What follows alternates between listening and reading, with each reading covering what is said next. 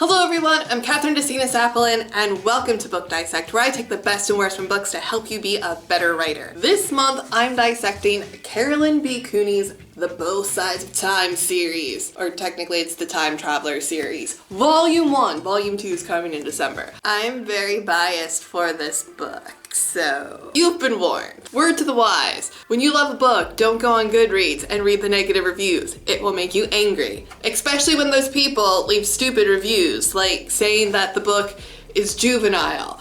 And it's like, it's for teens. It really is. I reread this for the purposes of this video, and I still love it. Though I can say, as an adult, I can see why other adults reading this would leave a review saying it's juvenile because, well, it is.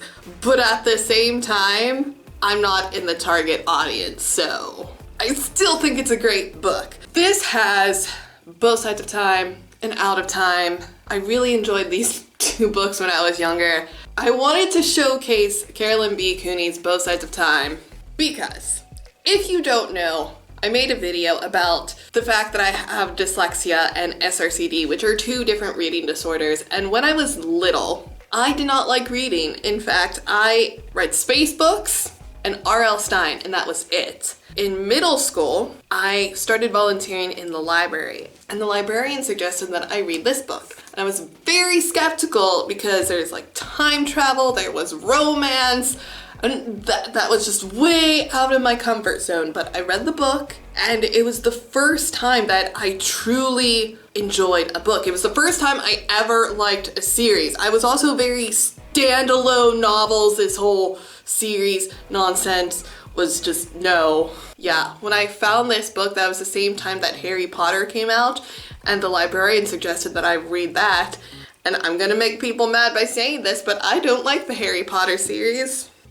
This is so much better.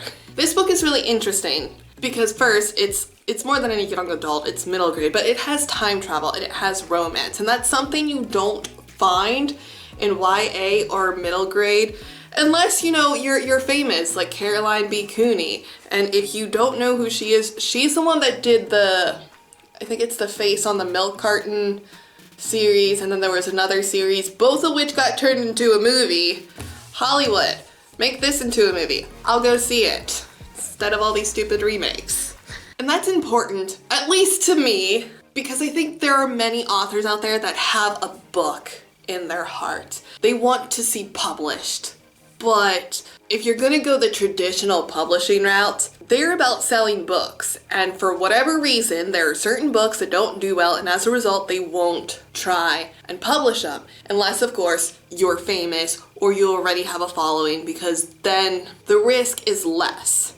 I think this is an example of that. And for me, it is so important that this book got published, because reading back when I was younger was something I did enjoy and I didn't like, and this book changed that. After I found this book, I was more comfortable trying to read other books that were way outside of my comfort zone, and I just kept reading. I can't imagine where I would be today if I had not have found this book and this book had not have been written.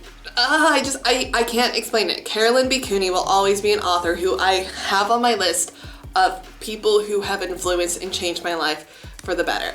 And I think this is important for authors out there, because I think so many times we can get inside of our heads and we can tell us the most negative, most horrible things in the world. At the end of the day, I think if you want to be an author, you need to ask yourself, what are your motivations for writing? I know this is going to sound so corny and fluffy, but if I could just connect with one reader, if one person would read my book and by the end of it they would say, oh, I really enjoy reading, then I would be so contented in my life, because I think of this book and how it changed my life. And I know that sounds over dramatic and corny, but it did.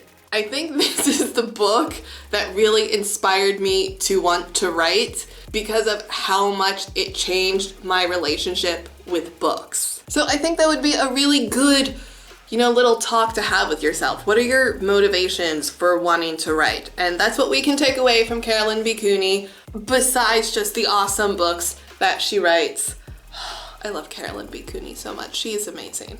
She also doesn't have much of an internet presence, which makes stalking her really difficult. That's what I have for you guys today. I hope you enjoyed this video. If you did, give it a thumbs up or a thumbs down. The algorithm doesn't care as long as you interact with my video. Be sure to check out the description for all the links to my social media. I'm on Facebook, Twitter, Instagram, and I keep a blog where I keep the conversation going, and I will see you guys in the next video.